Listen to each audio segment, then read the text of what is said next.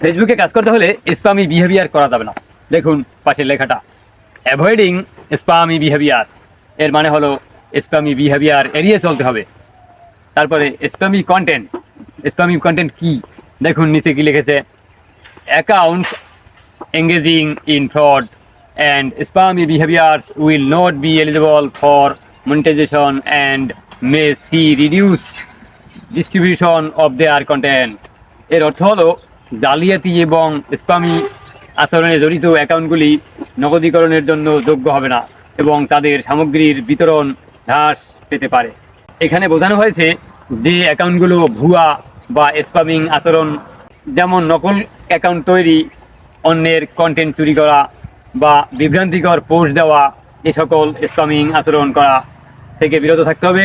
তারা ফেসবুক থেকে টাকা আয় করতে পারবে না এবং তাদের পোস্টগুলো কম মানুষের কাছে পৌঁছানো হবে, কারণ ফেসবুক চায় ব্যবহারকারীরা খাঁটি ও মূল্যবান কন্টেন্ট তৈরি করুক। ফেসবুক এই ধরনের অ্যাকাউন্ট অযোগ্য ঘোষণা করে, তাদের আয় বন্ধ করে দেয় এবং তাদের কন্টেন্টকে কম গুরুত্ব দেয়, যাতে ফেসবুক প্ল্যাটফর্মের পরিবেশ ভালো থাকে। এ কারণে অ্যাকাউন্টটি স্থায়ীভাবে ব্লকও হতে পারে।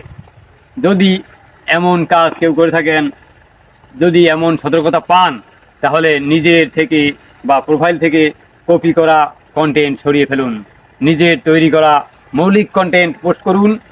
আর একটা কথা হলো, আবার একটা পদ্ধতি রয়েছে, যদি অন্যের কন্টেন্ট আপনি ব্যবহার করেন তাহলে কিছু পরিবর্তন করতে হবে। ভয়েস কিছু চেঞ্জ করলেন, নতুন এডিটিং যোগ করলেন।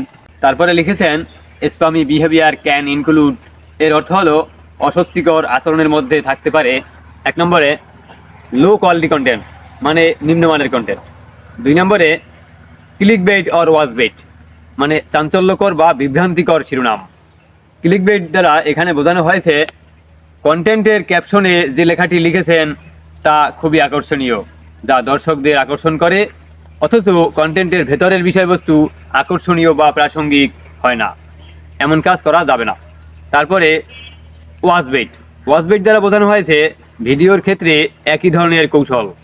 ক্যাপশনে যে লেখাটা লিখেছেন শিরোনামে, আপনি যে থাম্বনেইল দিলেন তা ওই ভিডিওর মূল তথ্যের সাথে মিল নেই, এমনটা করা যাবে না।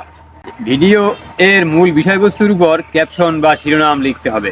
3 নঙে কি লিখেছেন, গিভ অ্যাওয়েস দ্বারা বোঝানো হয়েছে উপহার, প্রতিযোগিতা বা প্রচারণামূলক কার্যক্রমের মাধ্যম দিয়ে ফলোয়ারদের আকর্ষণ করতে, এনগেজমেন্ট মানে লাইক, কমেন্ট, শেয়ার, ফলো বাড়ানোর জন্য বিনামূল্যে কোনো পণ্য, সেবা বা নগদ অর্থ পুরস্কার হিসেবে দেয়া, এটা করা যাবে না।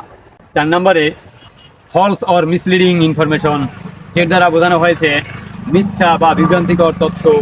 আপনার কন্টেন্টে কোনো মিথ্যা বা বিভ্রান্তিকর তথ্য থাকতে পারবে না।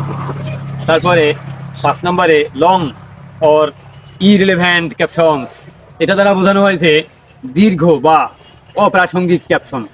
আমরা অনেকেই ক্যাপশন লিখি, অনেকে লিখি না। ক্যাপশন লিখতেই হবে, কিছু একটা লিখবেন সংক্ষেপে, শর্ট করে। ক্যাপশন বেশি দীর্ঘস্থায়ী হতে পারবে না, দীর্ঘ দেওয়া যাবে না, বড় করে ক্যাপশন লেখা যাবে না। ক্যাপশন হতে হবে রিলেটেড, মানে সামঞ্জস্যপূর্ণ, সঙ্গতিপূর্ণ, প্রাসঙ্গিক ক্যাপশন লিখবেন। মূল বিষয়বস্তুর উপরে ক্যাপশন লিখতে হবে। ক্যাপশনের সাথে কন্টেন্টের মূল বিষয়বস্তুর সাথে মিল থাকতেই হবে। ভিডিও দিবেন নাচা গানা, রান্না বান্নার, আর ক্যাপশন দিবেন সুবুদুবুল, তা কিন্তু হতে পারবে না, তাই খেয়াল রাখবেন সকলে। তারপরে লিখেছেন more than 5 hashtags in the captions, এর দ্বারা বোঝানো হয়েছে 5টা হ্যাশট্যাগের বেশি আপনি ব্যবহার করবেন না। আমরা অনেক হ্যাশট্যাগ ব্যবহার করি, সেই হ্যাশট্যাগুলো ব্যবহার করা যাবে না। এবং একটা লং হ্যাশট্যাগ দেবেন, বড় একটা, তা দেওয়া যাবে না। এরকম হ্যাশট্যাগ ব্যবহার করতে হবে যা কন্টেন্টের সাথে সঙ্গতিপূর্ণ, সামঞ্জস্যপূর্ণ হ্যাশট্যাগ ব্যবহার করতে হবে অবশ্যই। তবে ফেসবুকের কথা হলো, একটা ক্যাপশন দিলে ভালো হয়, তবে 2টাও দিতে পারেন। তারপরেও যদি আপনার 1টা বা 2টা ক্যাপশনে না পোষায়, তাহলে আপনি কি করবেন, আপনি 5টা পর্যন্ত হ্যাশট্যাগ দিতে পারবেন, 5টার বেশি দিতে পারবেন না, দিতে যাবেন না। এভাবে ফেসবুকের গাইডলাইন্স মেনে আমাদের কাজ করতে হবে, এটাই ফেসবুকের গাইডলাইন্স। ভালো থাকবেন সকলে।